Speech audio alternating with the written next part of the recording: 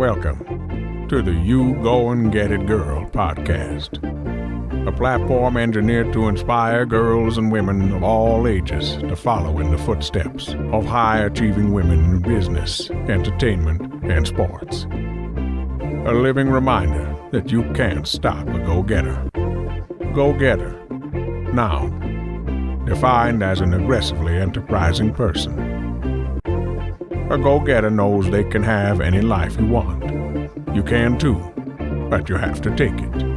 You have to go and get it. We hope to help you do just that. Here is your host, Kurt Richardson.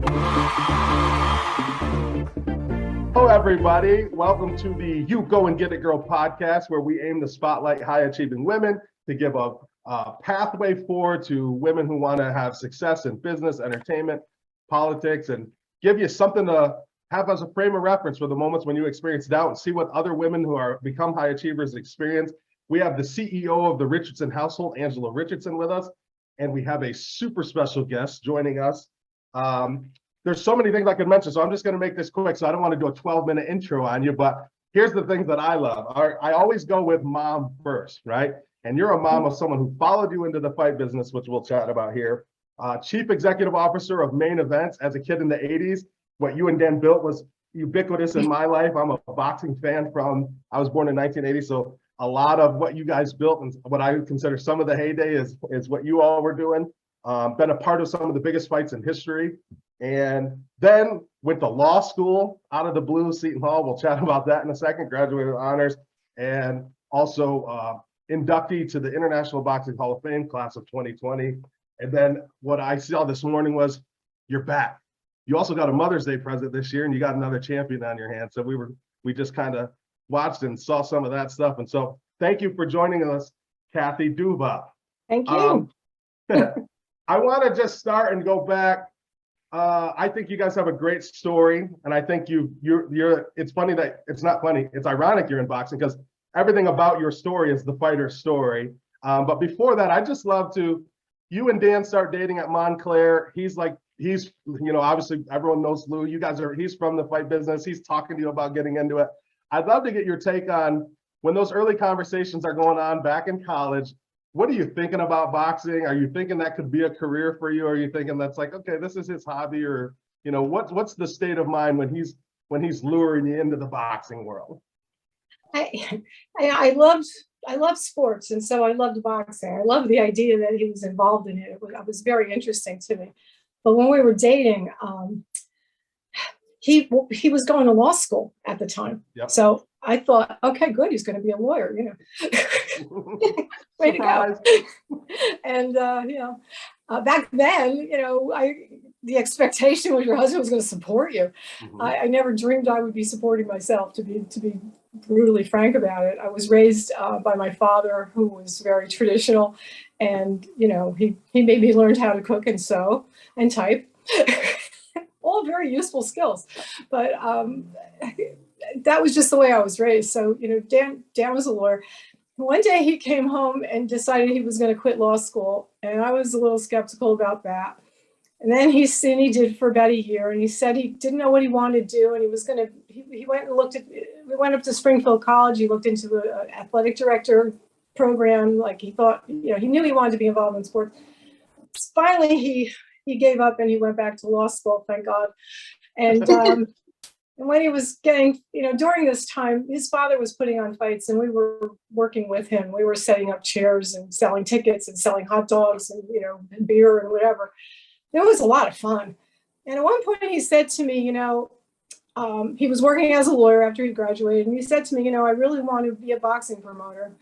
And I said, okay, that's sweet. And, okay, maybe, you could get a job working at, Top Rank or something like that. And, Bob Arum's company. And he said, no, I'm going to compete with him and Don King. And I'm going to start my own company. And I tell this story a lot. And I'm embarrassed to say when he told me that, I laughed. And which is why I've never laughed at my children when they told me their dreams, because, he he did it. Yeah. And Sure do. I was very skeptical about it. And but once it got rolling, you know, I got drawn. I was actually the first paid employee of the company. He was still working as a lawyer, so I got drawn in right at the beginning, and it was great. Now, when you're in, so this is like, I know you guys hit it big in like 82, 83, or 4 in that era. Well, on the early end, are there other women doing what you're doing? Or obviously you became one of the mainstays. Everyone looks at you as like, you know, an icon and a titan in your space. But is there anyone to even look up to back then? Or you're just trying to get through each fight? Well, I was a publicist. I never imagined running the company. That would have been completely out of the question. Not would I have wanted to or thought it could happen. None of that. I was a publicist. So there was another publicist named Patty Dreyfus who blazed the trail before me. She worked at Madison Square Garden, and she had to deal with not being allowed to be in the press section when she started. And I think the worst I got, was a couple of times they wouldn't let me in the weigh-in, and my husband went out. My husband, the young lawyer, fought for me and got me in. So there was Patty, and there were also Eileen Eaton and Lorraine Chargan, who are 2 women boxing promoters who preceded me into the Hall of Fame. I knew their story. I knew Lorraine. She had worked with her husband, so she and her husband kind of mentored Dan and me. And her mentor and his mentor was Elaine Eaton, who was a woman who got her job the way I did. Her husband died. And she ended up running the company. So they're the only 2 women who went into the Hall of Fame before the year that before I got inducted. So one of the first, though. Certainly one of the first, yeah. So it's the early 80s, your career starts to take off, your business is starting to take off, and you and your husband decide to start a family. Yeah. How did you know, one, that was the right time for you to start having children? Because, you know, it's looked at in any industry that like a woman's going to have a child and now she can't do both, right? Yeah, well, that's what my husband thought. And look, Danny was like the boss, okay? And I was very happy to be a follower. That's just who I am. Mm-hmm. And I was the lieutenant. I was never going to be the general. You know, I didn't want to be like a private. I just want to have some agency. You know, I want to have some responsibility. But he was the boss. And if you'd known Dan, no one or in his orbit saw him any other way. That's just who he was. So Dan said one day, well, now we're going to have kids. So I went, okay. It's pretty much how my life went. And when I got pregnant, you know, with Nicole, and I'm thinking this whole time, still traveling, going to the fights, having a great time, and thinking to myself, oh no, I don't want to stop. And Danny's telling me, oh, well, no, you have to stay home with the kid now. And I'm, you know, we're Italian. This is how it works. Yeah. And I was pretty depressed, actually. My daughter was about 2 weeks old, and I'm sitting there in the living room, watching her sleep. And, you know, once I got past the trauma of trying to figure out how to be a mother, I was, you know, I learned how to change her diaper and bathe her. That was all there really is to do at that point. So I get a phone call, and he just says, are you busy? I said, no, why? He goes, you think you could bring the baby to the office? I need some help. I'm like, I will be there in 2 minutes. So from that day on, I worked while I was raising my kids, and it was never an issue. It was a family business. I had a baby seat and a swing in the office.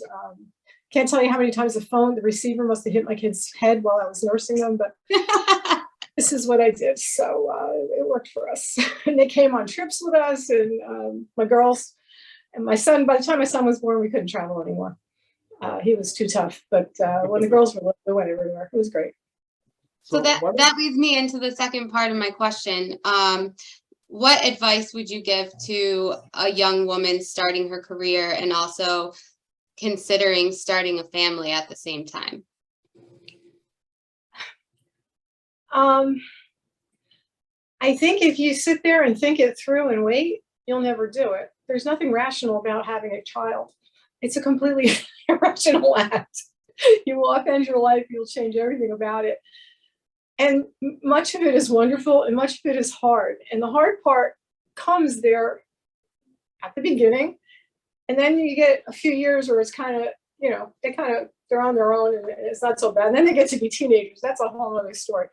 But and then they become adults and you realize the first time you sit down and have a beer with your kid that like, you've got this beautiful relationship with someone that you don't have with anybody else. So my advice to people when they ask me, including my kids who have not taken my advice, is, you know, have the kid, you'll find a way.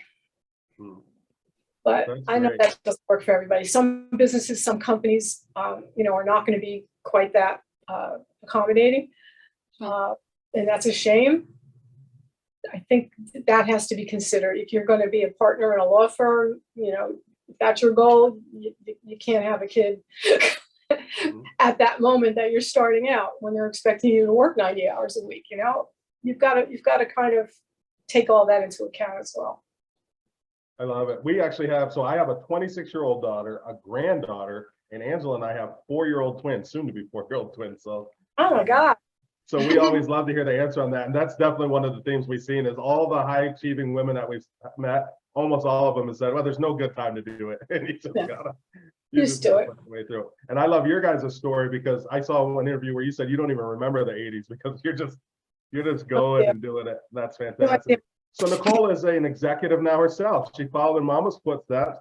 She's an executive at the PFL. League, the PFL. She grows up in the business. So do you ever have to? She's around it, so I'm sure she has this sense of kind of, hey, there's not a lot of us here. Are you pulling her aside and giving her direction on stuff on how to break in and be the girl in the room, or are you letting nature kind of take its course on that? Well, she worked here for about 10 years, so she had a, you know, in addition to just growing up in it, like she knows everything about boxing. By the time she left here, she was telling me what to do. She takes after her father.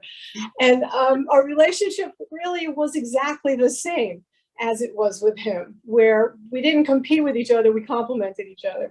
And in fact, one Mark Tappan, who was an executive at HBO Sports for a long time, who knew my husband well, the first time he was in a meeting with Nicole and me together, made that comment, like, you two interact exactly like you and Danny. She's Danny. She's exactly the same person, and she is. So she doesn't, the only guidance I've given her is to maybe dial it back a little bit, because she dives in and correctly does not want to be treated differently because she's a woman. And unfortunately, the rules for us are different. And I'm really proud of her and encouraging of her to change the rules. But sometimes, depending on who you're dealing with, you've got to still, you have to be subtle. Sure. I find I do better that way. She came up with one, you know, perfect example of the difference. We made a deal with a TV network where we're very close with the executives, and one of their close friends who worked with them helped facilitate this. And we were making our proposal, and this friend, you know, for the second round of this deal, the second year of it, and this friend said, "You're not asking for enough. That's not the way you should write this proposal. Let me write it for you. I've done a dozen deals with them, and, you know, and it always comes, you know, and I know how to do this." So we're like, okay, fine. So he writes it, we send it as if I had written it, and we get back, forget about it. If that's going to be your attitude, we don't want to work with you anymore. And so then it was like, no, that's not our attitude. So you're supposed to be grateful. You don't demand, you ask. It's really annoying when you see proof like that, you know, it is taken differently even by your dearest friends, and these are dear friends. Yeah. You just, you know, my attitude coming up in the time that I did was, this is how it is and you have to adapt. I've got to be in a boy's world, in a men's world. I can't show weakness. I have to, you know, go in there and take it on the chin. And if I'm angry with someone, I can't tell them, because Bob Arum didn't talk to me for 10 years because I swore at him once on a conference call. 10 years. And yet the guys on the conference calls swear at each other all the time. And, you know, so this is stuff I've learned. I can be right, or I can get what I want. So I've learned how to get what I want. My daughter wants to be right too. So I hope she gets to change things, and that would be awesome. That's cool, because you guys are going to see kind of both things. I mean, you came up, and obviously, I think even with your background being Italian, there's so much tradition and your heritage on role types, and that's changing. And Nicole grows up with this alpha father, alpha mother, and an alpha sport, and she it's weird how nature has taken her that way. And there's obviously, it's probably somewhere a blend. We've had women talk about one of their major skill sets is knowing when do I go through and when do I go around. And I think you guys have a great blend of, you can figure out how to go around, and I know about Jolene, who you've had, who is a go-through person. She goes through, yeah. I never had to, because I was surrounded by these women who were doing it. I think there's an interesting thing there. If people look at Kathy's story, when you look at main events, at one point was all women, maybe it's still mostly women, but the complementary staff that you put around you allowed you to be really you and allowed them to be really them. And I think that's cool. Was that intentional, or did it just, the pieces fell that way? They started to just fall that way. And then it became pretty intentional for a while. But now we're down to, we've got 4 people, and it's two women and 2 men, because they're just the best people for the job. And it was nice though for me. I was supposedly running this company for quite a few years before I really took control of it. And I really wasn't able to take control of it until all the men were gone. Because they would. One thing I think has been cool is your honesty on a couple things. One, I've heard you be really open that women are being disingenuous or not truthful if they think they get to be in a fair world. Like that's not the reality in any business. No. And number 2 is that you took this thing over and you said none of us were qualified to do it. Like, even though you had grown up and had done it, and that's part of Dan's gregarious, ubiquitous nature of it. But I thought that was really honest as an executive for you to say, hey, we just had to figure it out, but none of us were qualified to do it. As that's going on, do you know that? And are you trying to just steer the ship and keep it afloat? Because you had to do 2 things. One, boxing starts to decline at the same time as the company's going through some interesting challenges. And what's your self-talk like when it goes through that? Are you the persistent person, like, I will not let main events fail? Or are you thinking, I got to bring in more help? Or what kind of talk us through what happens in your mind there?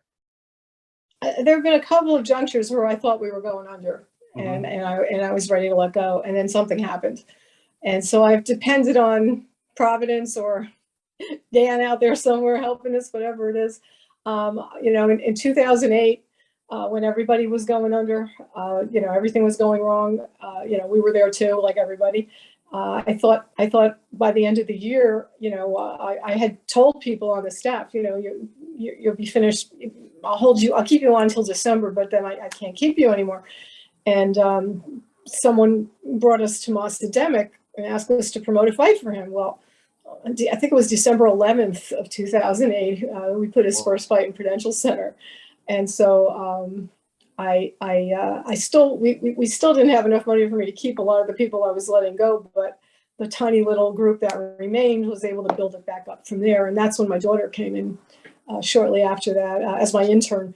And then I had to pay her because she was doing way too much work. So, we've had these ups and downs. And the thing that I think has kept us in the business is we have the knowledge. That's one thing. It's taken years for me to get to the point where I can trust myself. I do really know this stuff. I mean, I kind of always believed I did, but now I'm actually able to say the words. I really do know what I'm doing.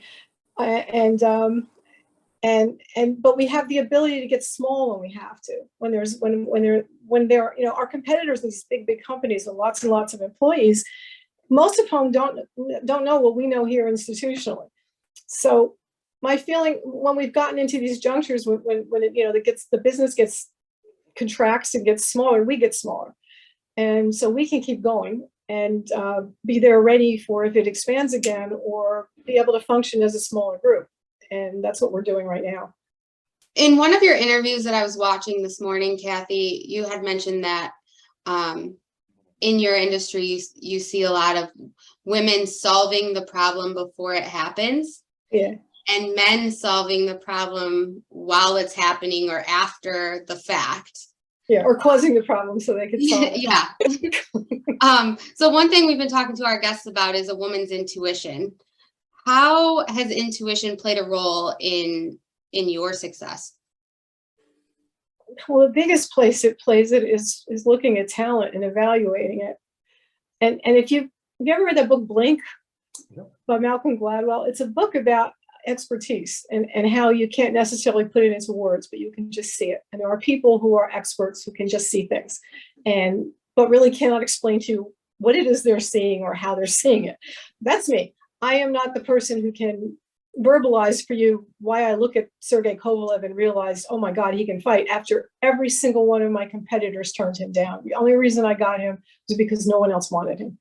And I took one look at him and went, oh my God, that's the one. I don't know how I knew, but I did. And I've noticed in recent years in particular that I do that more often than I realize, even with fighters we all sign. There's something that a guy has, and I don't know how, but I can see it. and whereas like Joe Rotunda, who works for us now, and he's in charge of boxing, he can sit there and explain it perfectly and break it down in ways I never could, and I'm astounded by what he knows. And I think the advice I've been giving him recently more than anything is trust your gut. It's right. Don't overthink it. Your gut knows. When it comes to evaluating talent, that's really all you have to go on, because it's not just about their athletic ability. Like Sean that we were talking about earlier had all the athletic ability in the world, but he didn't have whatever it is that fighters get when they're very young and they learn it. My husband told me, years ago, we took my daughters out when they were like probably 3 and 5, and he had them sliding, came home covered in dirt, had them out on the baseball field. I said, what are you doing? Well, they're covered in dirt. He said, I'm teaching them to slide. I said, well, they can't slide in softball until they're like 12 years old. And he goes, no, I got to teach them now before they're afraid. So my daughters were both on a state championship softball team, and they were or one of them, the older one was, and she was the pinch runner because she was the only one who could slide. She was too little and skinny. She was on a team with a lot of recruited players that were big and built up, and she was not big like them. But boy, she could run those bases, and she could slide under anything. And that is a lot of what we look at when we see a fighter. That's why guys with big amateur careers tend to do better. They learn to get hit by a punch when they're not afraid, because that can only happen when you're very young. If the first time you get hit in the face, you're 20 years old, very rarely is somebody going to succeed. That's so interesting. I love that he did that. I'm always thinking about how to get my girls ready for different stuff, and that's in the toolbox right there. Yeah, so it's a good that thing. little bit of Dan lives on. I can just, as you say it, I know it's gospel.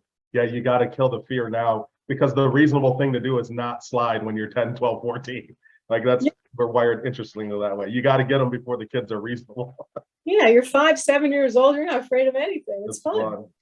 So I know you're competitive too. So I'm asking this question from really just a technical standpoint. You've been awesome at talking about a manager's role is to do this and the promoter's role is to do this, and you're trying to put on great fights. Do you think being a woman where you can take, like men, sometimes we get caught up in the ego of it. Do you feel like you can sit back and look at it through a different lens of? Yeah, I think the people that manage to stay in this business are the ones who can take their ego out. I try not to make those decisions. That's what Jolene did, and that's what Joe does. Okay. As I said, I can't sit there, in all the times I've sat through fights and watched them in my life.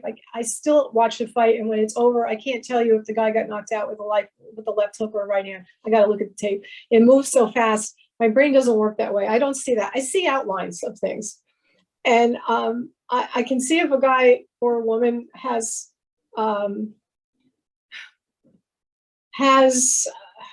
the fluidity to throw combinations, has the footwork, the movement.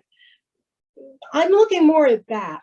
Whereas Joe, he's looking at the fight, and is this guy, is he going to be vulnerable to a southpaw? Well, not ready for a southpaw yet. I don't see that. Okay. So I rely on Joe, who's very analytical and very good at that, to make those decisions. And also, there comes a point with fighters too where you've got to step them up, and if they can't do it, at this level, they're never getting to that level. So the balance is about trying them to get here when they're ready. But today, it's really, really hard to drag a guy out a long way. They are forced to step up a lot sooner than they used to be. And so that advantages the guys with the big amateur careers, and even more so than normally. But no, I think that, as far as ego, I think it helps me in the negotiations. I don't get don't get my ego invested in that at all. And there have been times when I've seen men get very upset if I had the upper hand. And and I've been able to, I learned that from Dan, actually. He would walk into a room with Don King and Don would scream and yell. And Dan would just sit there and wait till he was finished and just go, "Are you done?"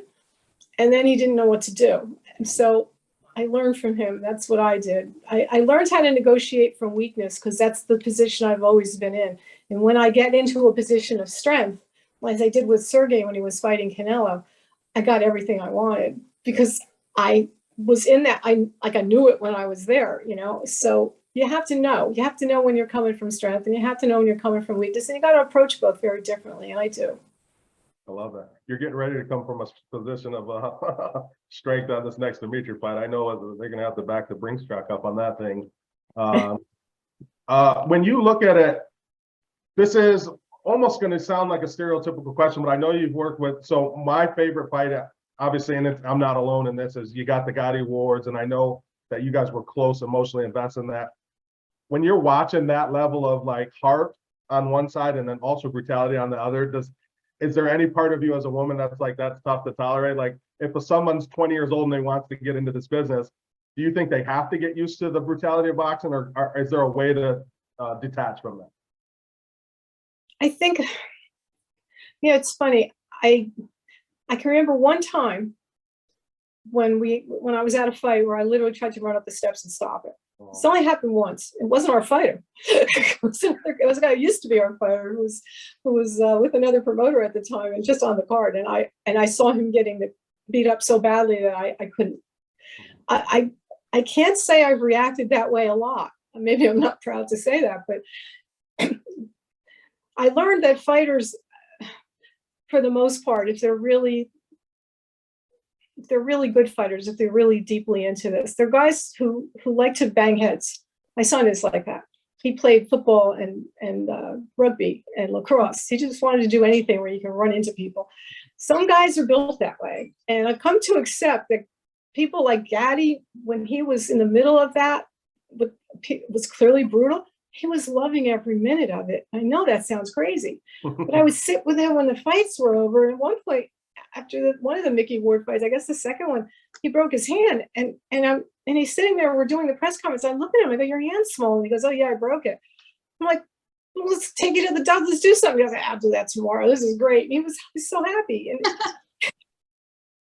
I had to chase him around, trying to give him an Advil. Like he didn't even know what that was. He was built different.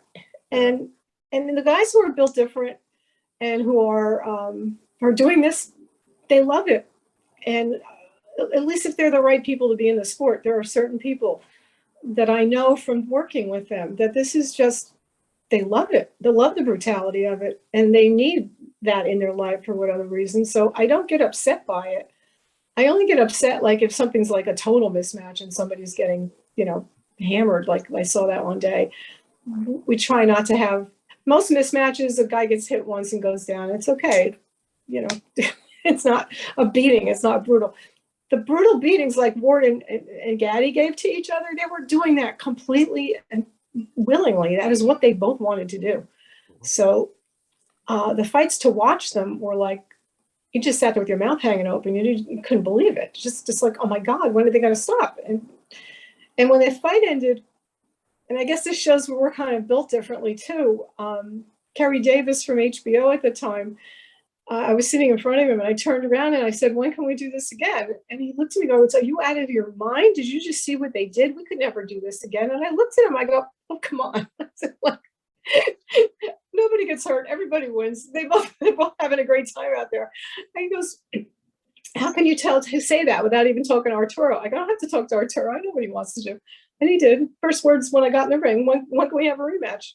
That was just, that's who they were. And that's why that fight was that way, because they both completely willingly engaged in it. Wow, that's such an amazing story. Angela, you want to wrap us up here with one or two questions, and I'll have a final question for Kathy. Kathy, thank you so much for sharing I think what's cool is you're the person. What we try to do is spotlight high achieving women, and in doing that, we've tried to be really selective with people who I think, really had a fight on their hands that didn't start on third base. And I think the history of main events, the history of you and what you've been able to do is so incredible. Angela, you got a last question before I know you got to jump off here in a second, and I'll wrap up with Kathy. I don't. Okay. I don't. I think, Kathy, thank you so much for joining us today. I thank you for sharing your knowledge with us, for your insight on a woman's intuition, and knowing the time to be a mom is just do it. Like, when to start your career and when to be a mom. I mean, I have twins, so I get it, but you know, some of these younger girls that will watch this episode don't understand that. So I thank you for sharing. There's no point where it's going to be easy, but you love them so much it makes it. Yeah. I won't say easy, but you do it. It makes you do it, and you want to do it, and it's great. Yeah. Angela started her morning this morning, as a matter of fact, today we're taping this with a headbutt from one of our twins. So. A literal headbutt. Oh, wow. Hey, so this is kind of conjecture, but I can't not do this because of just who we've had on and some of the women I'm talking about. Two things that I'm seeing emerge as a theme is, I did not know you were a lawyer until today when I was going through the research on this, and people from New Jersey. Do you think there's something to either of those that adds to the grittiness of it? Like, all of our women right now so far are that, especially the most interesting one, and I put you in that category, like, they're East Coast women. 2 of the 3 are from New Jersey and 1's from New York, and all of them are lawyers. That's funny. And they're in different businesses. They're like you, they became a lawyer and then found another passion. So it's interesting. Or kind Well, of. actually, I became a lawyer later. I went to law school after Dan died because I didn't know what was going on, and I needed to understand. And I also didn't think I was going to still be in this business, and so I was figuring I better find a career. If you're going to be a lawyer, then you have the kind of brain where you like to solve puzzles. You like to figure things out. You like to look at, a problem. They teach you to look at from 4 corners to see all of it. It's great training, especially if you're going to be in a business where you are lots of people all the time. And if you like, I think if law appeals to you, yes, then being combative and arguing and all that, you must feel comfortable with it on some level. And being from Jersey, that's a big part of it. I think being from New Jersey is just, Jolene used to talk about that. She's, look, everybody wishes they were from New Jersey. Look at all the TV shows. They're all, all the reality shows are all people from New Jersey. I think there's just something about being raised here that I don't know. We're not polite in a phony way. We're kind of, you kind of say what you think. I think that's kind of, you go to other parts of the country, people are a lot more subtle. I don't think there's a lot of subtlety in New Jersey. I love it. Last question here. As you look back, obviously you've had success. You revived this business. You fought to keep it. You've done all this stuff. Obviously, at points you helped ESPN and NBC get into the network business out of it. Lots of wins. What do you think is like the thing that if you had a mulligan, you could go back and correct? Man, I want Nicole to be thinking about having her blinders open to this and not get blindsided by this. Are there any of those moments where you're like, all right, because you've had this great career, right? The Olympics happen, you get Lennox Lewis. You've been in the right spot a lot of times where lightning was about to strike. But I know with that comes sometimes that aren't so idea. Were there any of those where you're like, if I could do one thing over, it'd be that, or handle one situation different, it'd be that? I don't know that I could have. I should have been more assertive after my husband died, but I didn't have it in me. It took me years to get to the point where I could be that way. I needed to learn it. Okay. So I can't change that. And I think if I could change anything, I would have been a better parent, particularly to my son, because I just didn't know how. Dan died when they were young. And so being a single parent with 3 teenagers at the same time was a challenge. And thank God for the people that worked at this company, because there were days when I could not have functioned without them, when I would just nope, not coming today. But I think if I had been more mature and calmer and more self-assured, I would have probably handled things better, not got as upset over things, been more, again, sure of myself. It was my insecurities that caused me to make my mistakes as a parent. I think I made far more mistakes trying to be a good parent than I have in this business. That's interesting. What I love for this is, what's that? The business is much easier. What I love about this and ending it is, so one of the things we want to do is, so I walk in the room all the time with these student female athletes that I know have this skill of competitiveness. They have this discipline of becoming a Division I athlete, and they don't always have the mental models of like who it looks like when people have done these things. I didn't realize this until my daughter and her friends were growing up, but even though I was from the projects, I had a hard life, I always got to see men on TV achieving. And there's something psychological that happens with that. And that's what we wanted this to be, as a platform for people to just be able to look and click on these stories of these high achieving women who did it, like I said, not from a position of like my dad was this or whatever, you know, that have tragedy and triumph. So I appreciate you sharing your story. I thank you for taking the time to be on and spend some time with us today. I think it matters a lot. I think you guys have a fighter story, and I'm interested to see how Nicole takes it from here, because I learned a little bit about her and I'm like, okay, this is, and the Duvas are obviously a fighting family, and I don't see any way that that's going to stop for the next 3 generations. So we appreciate you.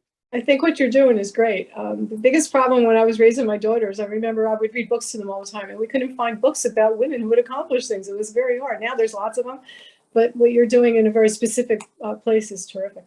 Well, thank you. Ladies, we say you can't stop a go-getter. If this information was helpful, I'd love you to just hit like and subscribe on our post, but also just put in Kathy Duva in YouTube. There's all kinds of interviews out there. You can see her getting her best Mother's Day present ever with a new championship. You can also just hear a little bit more about the main event story. I actually grew up with it, and I didn't know that you were running this. So when I reached out to you that day, I was so pleased. I'm like, how perfect could this be? Because it means something to me personally. We love it. We appreciate everyone that gets on, and we'd love for you to like and subscribe and follow more. We appreciate you. Have a great day, Kathy. Thanks for joining us.